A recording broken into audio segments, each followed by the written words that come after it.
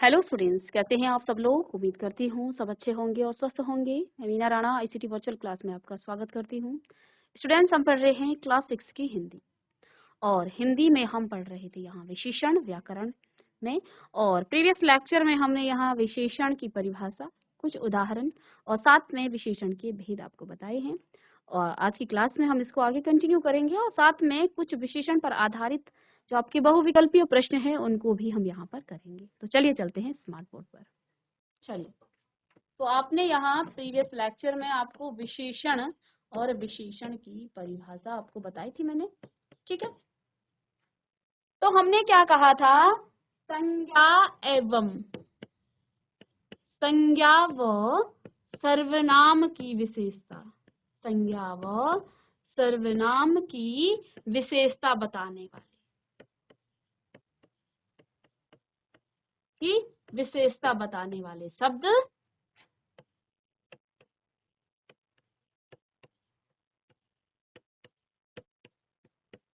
शब्द विशेषण कहलाते हैं। क्या कहलाते हैं? विशेषण कहलाते।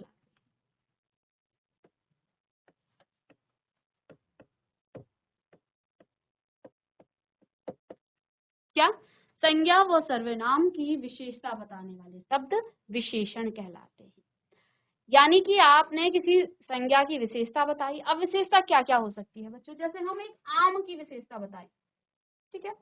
तो आप क्या क्या लिख सकते हैं कि आम मीठा है, ये आप लिख सकते हैं, आम मीठा है। फिर दूसरा आप लिख सकते हैं आम पीला है,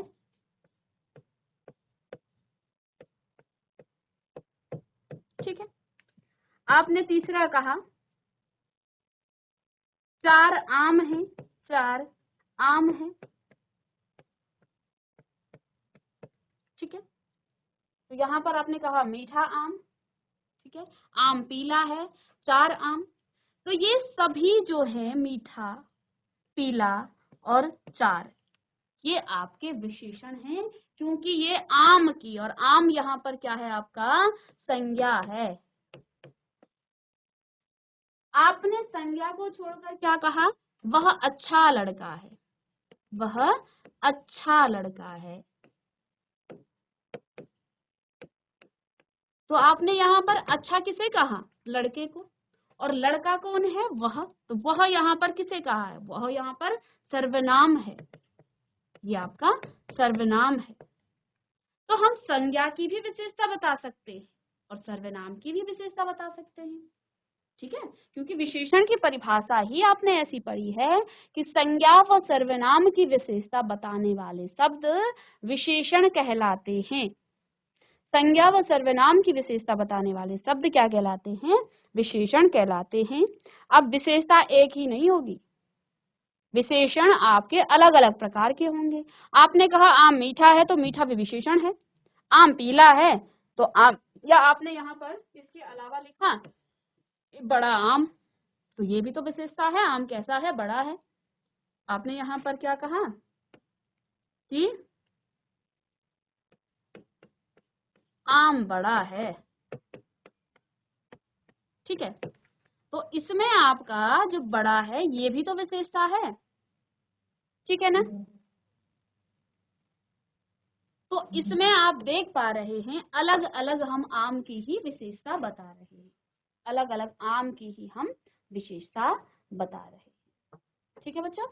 तो अब यानी कि आप एक ही शब्द से, एक ही संज्ञा की आप अनेक विशेषताएं बता सकते हैं, क्योंकि हम एक ही संज्ञा या सर्वनाम की अनेक विशेषता। अब जैसे कोई लड़का है तो उसके बारे में आप कह सकते हो वो अच्छा है, वो लंबा है, वो छोटा है, वो बौना है, वो नाटा है, इस प्रकार से वो काला है, गोरा है, अनेक प्रकार की उसकी विशेषताएं बता सकते हैं। क्योंकि हम विशेषता एक ही नहीं कहते हैं, अनेक प्रकार की विशेष, तो अलग अलग प्रकार की जो है इसके क्या होते हैं? विशेषण के प्रकार होते हैं या विशेषण के भेद होते हैं। चलिए, तो विशेषण और विशेषण के प्रकार हम यहाँ पढ़ रहे हैं। तो संज्ञा और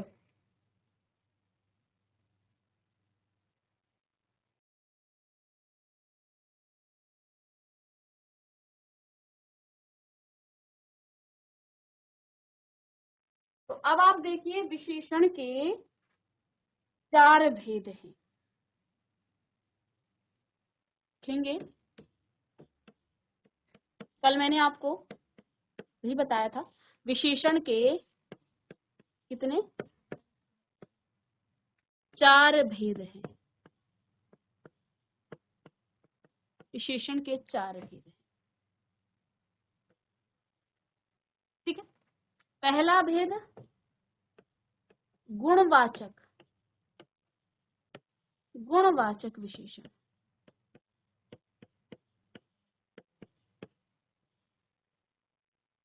पहला गुणवाचक विशेषण। दूसरा संख्यावाचक,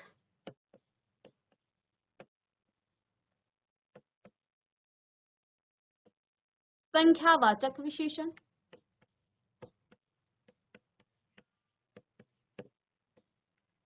तीसरा परिमाणवाचक विशेषण, परिमाणवाचक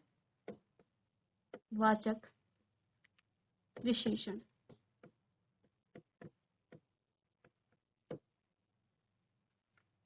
और चौथा है आपका सार्वनामिक विशेषण। तो जल्दी से इसे नोट करते रहेंगे, सार्वनामिक विशेषण। साथ साथ आप भी नोट करते रहें। ठीक है, विशेषण के 4 भेद हैं, गुणवाचक विशेषण, संख्यावाचक विशेषण, परिमाणवाचक विशेषण और सार्वनामिक विशेषण। तो ये 4 भेद हैं विशेषण के। तो इसे आप जल्दी से नोट करिए। और हमने यहाँ पर भी आपको इस तरह से भी बताया था कि आपका गुणवाचक विशेषण, ठीक है, दूसरा आपका यहाँ पर परिमाण, आगे पीछे आप कर सकते हैं, इससे कोई दिक्कत नहीं है। फिर आपका संख्यावाचक विशेषण, फिर आपका सार्वनामिक विशेषण, फिर आपका आता है संख्यावाचक या परिमाणवाचक। दोनों के 2-2 भेद हैं। परिमाण में आप निश्चय या निश्चित या अनिश्चय वाचक, निश्चयवाचक, अनिश्चयवाचक। संख्यावाचक में भी संख्या भी आपकी निश्चय और अनिश्चय संख्यावाचक जो है आपकी हो सकती है। चलिए,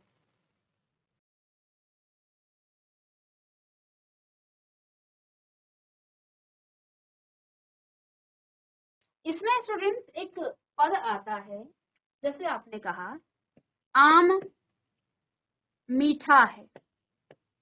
आपने कहा आम मीठा है, या इसको आप अलग से नोट में लिखे ना, यहाँ पर विशेषण से पहले ये भेद तो है ही। आपने यहाँ लिखा आम मीठा है। आम कैसा है? मीठा है। आम मीठा है, ठीक है। आम मीठा है, इसमें जो है आप, ये क्या है? ये संज्ञा है, आपने संज्ञा पढ़ा था। और इस संज्ञा, इस आम की विशेषता बताई गई है, कैसा है? मीठा है। यानी तो ये इसकी क्या हो गई? विशेषण हो गया। लेकिन जब आप विशेषण पढ़ेंगे तो आम को आप संज्ञा नहीं कहेंगे। आम भाषा में इससे पहले हमने विशेषण नहीं पढ़ा था, तो हमें आम क्या लगा? संज्ञा। क्योंकि देखो, एक अगर हम वाक्य की तरफ चलें तो आम आपका संज्ञा है, लेकिन हम विशेषण के रूप में इसको देखें तो आम आपका संज्ञा ना होकर के विशेष्य है। क्योंकि आम की विशेषता बताई जा रही है, इसलिए आम यहाँ पर विशेष्य है। आम आपका विशेष्य है। क्या है? विशेष्य है। तो इसमें एक नया पद क्या आया? विशेष्य। तो जिसकी विशेषता बताई जाती है, लिखेंगे आप, इसमें लिखिए, जिसकी विशेषता बताई जाती है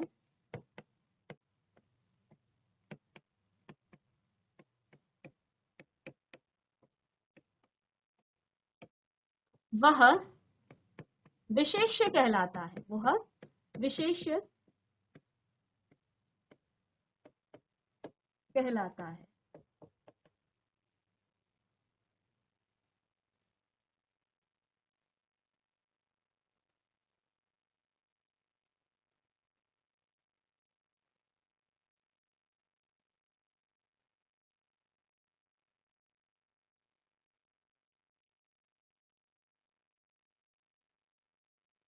तो यहाँ पर विशेष्य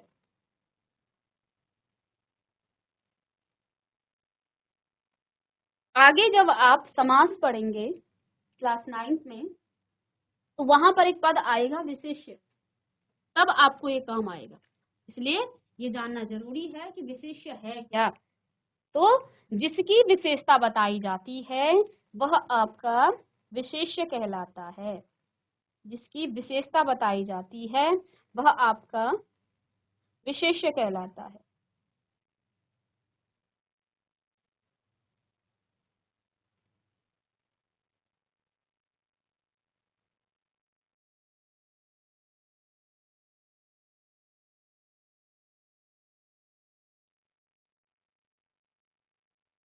अब हमने पहला विशेषण का भेद क्या पढ़ा है?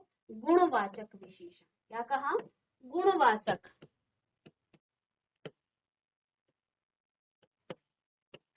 गुणवाचक विशेषण।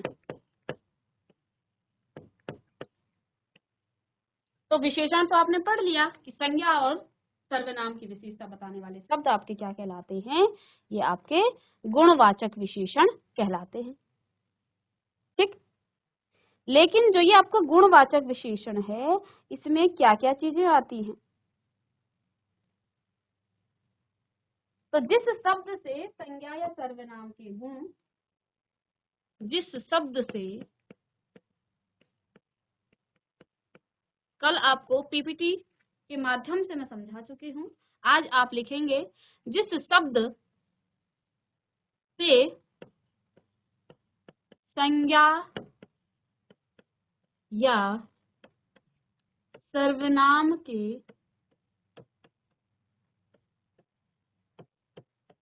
गुण, रंग, आकार, गुण, रंग, आकार, रूप आदि का बोध हो,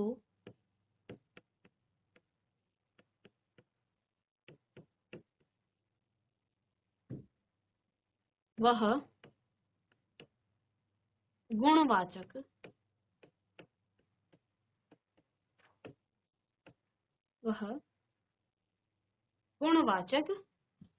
विशेषण कहलाता है। वह गुणवाचक विशेषण कहलाता है। ठीक है। वह आपका क्या कहलाएगा? गुणवाचक विशेषण कहलाएगा। तो देख, जैसे बगीचे में सुंदर फूल खिले हैं, बगीचे में सुंदर फूल खिले हैं, बगीचे में सुंदर फूल खिले हैं। ठीक है। तो यहाँ सुंदर शब्द क्या बता रहा है? सुंदर शब्द यहाँ पर क्या बता रहा है? ये गुण को बता रहा है। फूल कैसे हैं? सुंदर हैं। ठीक है।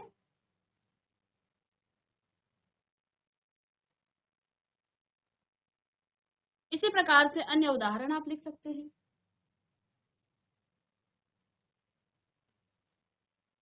अब बच्चों, गुणवाचक विशेषण के भी अलग अलग आप गुण बता सकते हैं।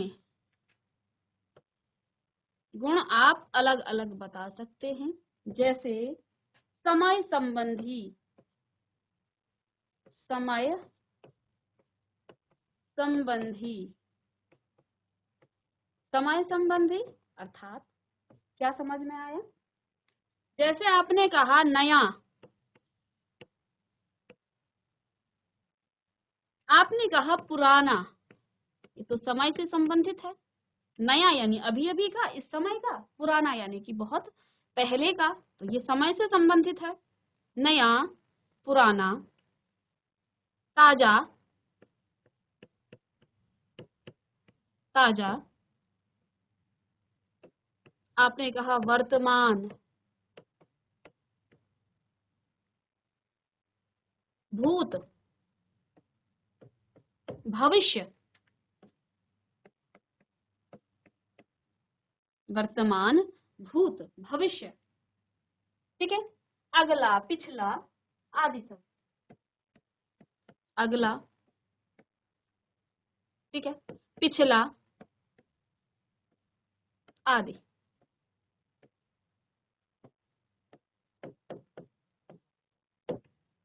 ठीक है। तो देखिए जो आपका गुणवाचक विशेषण है, तो जिस शब्द से संज्ञा या सर्वनाम के गुण, रूप, रंग, आकार आदि का बोध हो वह गुणवाचक विशेषण कहलाता है। जैसे बगीचे में सुंदर फूल खिले हैं। समय संबंधी जैसे नया, पुराना, ताजा, वर्तमान, भूत, भविष्य, अगला, पिछला आदि जो है यहाँ पर आपके गुणवाचक विशेषण है। ठीक है। दूसरा, समय से संबंधित, तो यहाँ स्थान से संबंधित। जब हम स्थान संबंधी विशेषण की बात करेंगे, गुणवाचक विशेषण की, तो स्थान से संबंधित क्या हो सकता है? स्थान कैसा होगा? स्थान आपका लंबा, चौड़ा, ऊंचा, नीचा,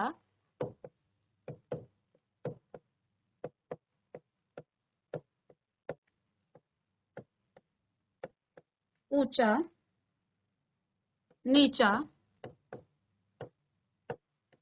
ठीक है, सीधा, बाहरी, भीतरी आदि शब्द यहाँ पर भी आ जाते हैं। सीधा, बाहरी और भीतरी आदि शब्द।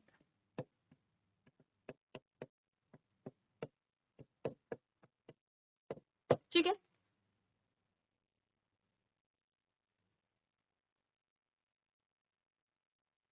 तो ये स्थान संबंधी आपके गुणवाचक विशेषण हो गया। इसके बाद तीसरी हम बात करें तो आकार से संबंधित भी आपके गुण हो सकते हैं। आप किसी की आकार के बारे में बात कर रहे हैं तो आकार संबंधी भी आपके गुण हो सकते हैं, जिसमें आप किसी संज्ञा या सर्वनाम के आकार के बारे में बता रहे हो। आकार से संबंधित, जैसे आपने कहा कि भाई ये तो गोल है, किसी वस्तु या व्यक्ति के बारे में आप, किसी वस्तु के बारे में आप कह रहे हैं गोल, चौकोर, ये भी तो आपका इसी में आता है। ठीक है। तो आदि शब्द यहाँ पर और भी शब्द आ जाएंगे। चौथा आपका यहाँ पर विशेषण हम बताएंगे किसकी, आकार से हो गया। अब दशा से संबंधित, अब किसी की दशा से आप संबंधी विशेषण बता रहे हैं कि उसकी दशा कैसी है, दशा संबंधी। दशा क्या हो सकती है? जैसे हमने कहा दुबला, दुबला, पतला, दुबला, पतला, मोटा, भारी, मोटा, भारी, गीला या आदि करके आप इसे यहाँ से लिखते रहें। समझ तो आ गया आपको कि दशा संबंधी जो है विशेषण दुबला, पतला, हम किसी की दशा के बारे में कह रहे हैं कि भाई वो दुबला है, ठीक है, वो पतला है, वो मोटा है, वो भारी है, तो यहाँ व्यक्तियों के बारे में बात हो रही है। भारी आप वस्तु को भी कह सकते हैं। ठीक है। फिर आपका आता है यहाँ पर जो हम रंग की बात कर रहे हैं वो वर्ण संबंधी, वर्ण संबंधी, वर्ण संबंधी। तो वर्ण में आपका जैसे लाल, पीला, नीला, हरा, काला, बैंगनी, जो भी आपके रंग हैं, तो लाल, पीला, नीला करके आप आगे आदि कर दें,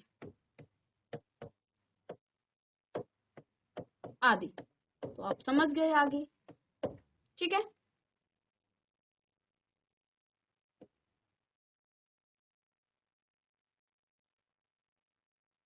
गुण क्या होता है? गुण, अगर आप किसी की विशेषता बता रहे हैं संज्ञा और सर्वनाम की, तो गुण संबंधी।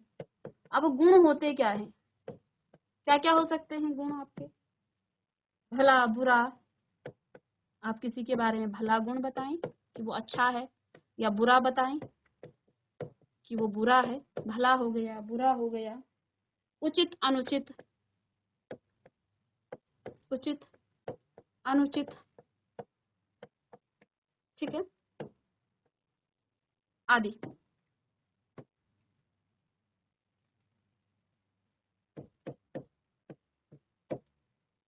उचित, अनुचित, आदि।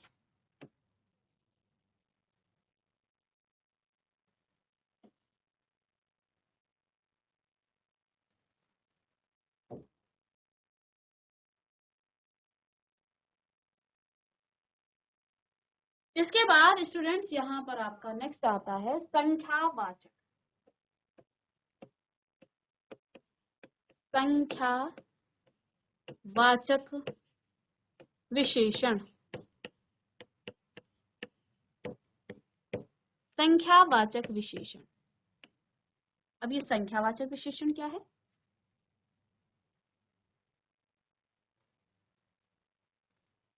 तो जिस शब्द से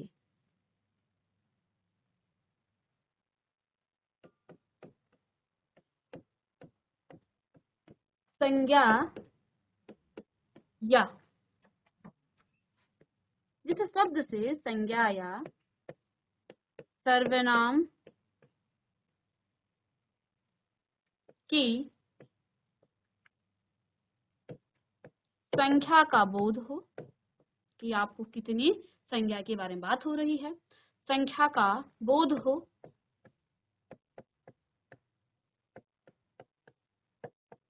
वह आपका संख्यावाचक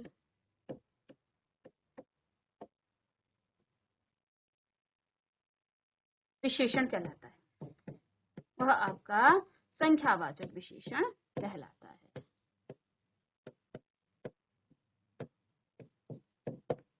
जहां पर जिस शब्द से संज्ञा या सर्वनाम की संख्या का बोध हो वह आपका संख्यावाचक विशेषण कहलाता है। जैसे हमने कहा कि कक्षा में 40 बच्चे हैं या 40 विद्यार्थी हैं, तो यहाँ पर बच्चों की विशेषता क्या बताई, उनकी संख्या बता दी गई है, ठीक है, उनकी संख्या बता दी गई है। दूसरा, दोनों भाइयों में बड़ा प्रेम है, तो यहाँ पर संख्या बता दी गई है, भाइयों की संख्या 2 है, ठीक है, दोनों भाइयों में बड़ा प्रेम है। तो इस तरह से जो है ये आपका संख्यावाचक विशेषण होगा। लेकिन स्टूडेंट्स यहाँ पर संख्यावाचक के भी दो अन्य प्रकार हैं। संख्यावाचक के भी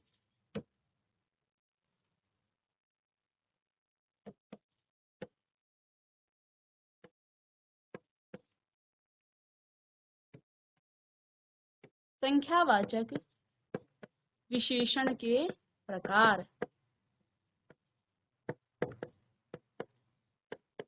कौन कौन से प्रकार हैं?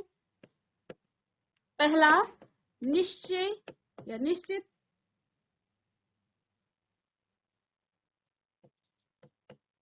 वाचक विशेषण। जब आप निश्चित संख्या के बारे में, निश्चित संख्यावाचक,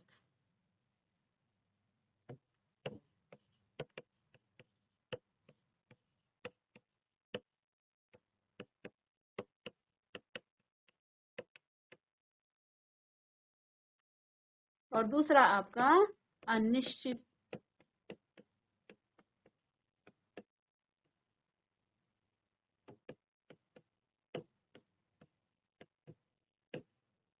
संख्यावाचक विशेषण।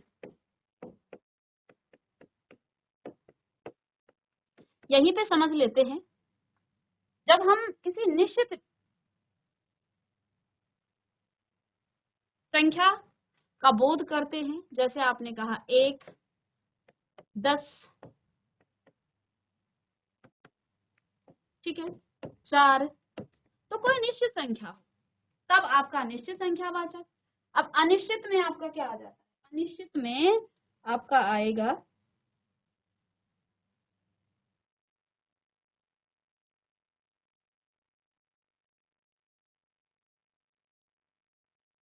और निश्चित वाचक में जब हम किसी निश्चित संख्या की बात करते हैं तो इसको भी क्या कहा जाता है? पूर्णांक बोधक विशेषण। आगे आपको और आगे डिटेल में पूछा जाता है। जब आपको सीधे इसका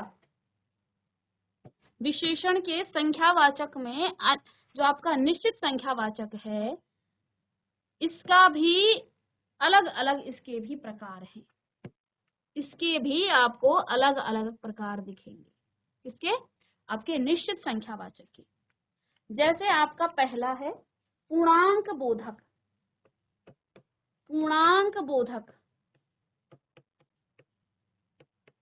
पूर्णांक बोधक जो विशेषण है उसमें हम क्या कहेंगे? विशेषण, या आप सीधे लिख सकते हैं शॉर्ट में। तो जैसे आपने कहा 1, 10, कोई भी संख्या है, 100, 1000, ये आपके पूर्णांक हैं आदि। समझ गए होंगे ये तो आप। तो जब इस प्रकार का विशेषण आए तो इसे आप क्या कहेंगे स्टूडेंट्स? इसको आप कहेंगे पूर्णांक बोधक विशेषण। ध्यान देंगे, निश्चित संख्यावाचक विशेषण में भी पूर्णांक बोधक विशेषण कब होगा? जब आप किसी संख्या की बात कर रहे हैं। जैसे एक लड़का स्कूल जा रहा है, ठीक है। दूसरा इसमें आ जाता है अपूर्णांक, जो पूर्णांक नहीं हो। पूर्णांक पढ़ा है ना आपने, गणित में पढ़ा है। पूर्णांक और अपूर्णांक, जो पूर्ण ना हो, पूर्ण संख्या ना हो, ठीक है। अपूर्णांक बोधक, अपूर्णांक बोधक आपका हिंदी में क्या क्या चीजें हो जाती हैं? जैसे आपका हो गया पौना, ठीक है। आपका हो गया सवा, आप कहते हैं ना डेढ़, डेढ़, ढाई आदि। ये पूर्णांक नहीं है, ये अपूर्णांक है, ठीक है। तो ये आपका सवा, पौना हो गया, सवा हो गया, डेढ़ हो गया, ढाई हो गया आदि। ये आपके अपूर्णांक बोधक विशेषण में आते हैं और शायद आपने इससे पहले नहीं पढ़ा होगा निश्चित संख्यावाचक में, ठीक है। तो कई बार आपको जब बहुविकल्पीय प्रश्न पूछे जाते हैं तो आपको ये दिया जाता है पूर्णांक बोधक विशेषण, तो आप फिर आपका सर चकरा जाता है, ये तो हमने कभी पढ़ा ही नहीं, ये तो था ही नहीं हमारे सिलेबस में। ये आपका निश्चित संख्यावाचक विशेषण के अंतर्गत ही आता है, जहां हम निश्चित संख्या को बता रहे हैं। 1, 10, 100, 1000 आदि ये शब्द आपके निश्चित हैं और ये पूर्णांक बोधक है। पूर्णांक है ना, पूरी अंक है। 1 क्या है? पूरा अंक है। 10 आपका पूरा अंक है। 100 आपका पूरा अंक है। 1000 आपका पूरा अंक है आदि शब्द यहाँ पर आपके पूर्णांक बोधक विशेषण में आएगा। और अपूर्णांक की बात करेंगे तो पौना, ये पूरा नहीं है, 1 से कम है। सवा, ना तो वो 2 है ना ही 1 है, तो ये भी आपका डेढ़, 1 और आधा, ढाई, 2 और आधा। तो ये आपके पूर्णांक नहीं है, बल्कि हिंदी में आप इस तरह के शब्द यहाँ पर प्रयोग करेंगे।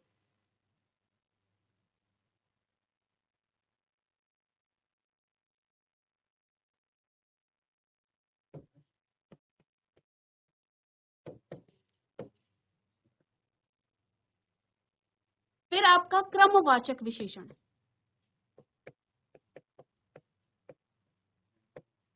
क्रमवाचक विशेषण, तो क्रम में आप क्या लिखेंगे? जैसे आपने कहा पहला, फिर आपका दूसरा, है ना, तीसरा, इस तरह से चौथा आदि शब्द यहाँ पर आप प्रयोग करेंगे। ये क्रम बता रहे। तो देखिए क्रमवाचक में आपको क्रम बताया जाएगा। ये पहला है, क्रम है।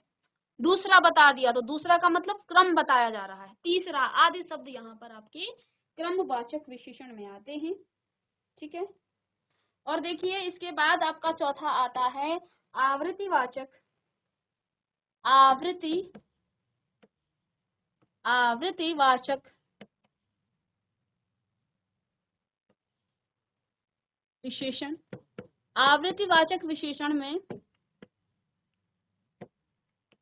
आवृत्तिवाचक विशेषण, आवृत्तिवाचक विशेषण में क्या आएगा बच्चों? जैसे हमने कहा आवृत्ति में चौगुना, चौगुना, ठीक है। दोगुना आदि। ठीक है, तो यहाँ पर आवृत्ति बताई जा रही है, कितना गुना, 4 गुना, 2 गुना, 3 गुना। ठीक है, और पांचवा है यहाँ समूहवाचक। तो देखिए निश्चित के अंदर भी कितने यहाँ पर इसके भेद हैं। निश्चय, समूहवाचक विशेषण,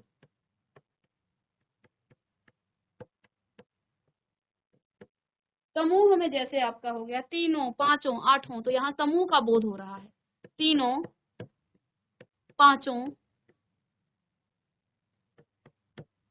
आठों, तो यहाँ पर तीनों यानी कि समूह की बात हो रही है।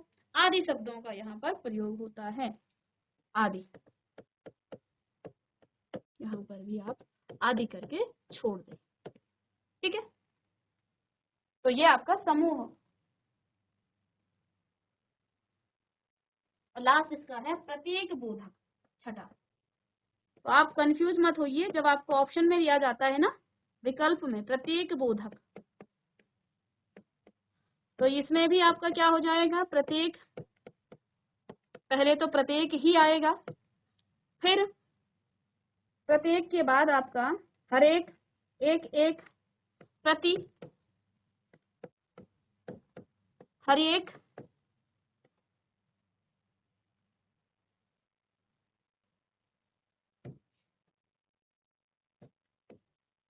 हर एक, एक एक। तो ध्यान देना, यहाँ निश्चित के भी हमने 6 यहाँ पर जो है अलग अलग टाइप्स के पढ़ लिए हैं। पहले आपका पूर्णांक बोधक विशेषण, जिसमें हम किसी पूर्णांक की बात कर रहे हैं, जिसमें एक पूर्ण अंक आता है। अपूर्णांक जहाँ पूरा अंक ना आए, पौना, सवा, डेढ़, ढाई। क्रमवाचक में आपको पहला, दूसरा, तीसरा, इसमें क्या बताया गया है, इसमें क्रम बता दिया गया है कि ये पहले क्रम पर है, दूसरा क्रम दूसरे क्रम पर है।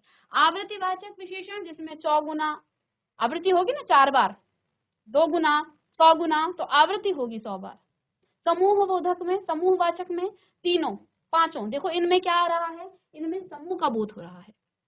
ठीक है, और प्रत्येक बोधक में प्रत्येक, प्रति, हरेक, एक एक, ये जो है आपका क्या आ रहा है, ये आपका प्रत्येक बोधक जो है आपका यहाँ पर विशेषण निश्चित, जो आपका संख्यावाचक विशेषण है उसका ही ये भेद है। अब आगे की क्लास में हम नेक्स्ट क्लास में पढ़ेंगे। चलिए, तो स्टूडेंट्स आज की क्लास में भी हमने विशेषण के बारे में और साथ में इनके भेदों के भी भेद पढ़े हैं।